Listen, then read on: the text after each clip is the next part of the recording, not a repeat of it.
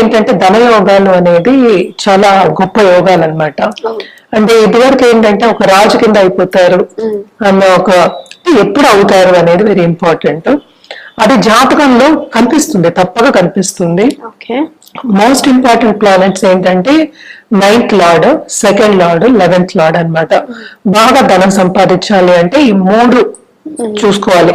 ఎందుకంటే లగ్నం నుంచి చూసినప్పుడు మనకి రాశి నుంచి చూసినప్పుడు 12 వస్తాయి, లగ్నం నుంచి చూసినప్పుడు భావాలు 12 భావాలు అంటాం.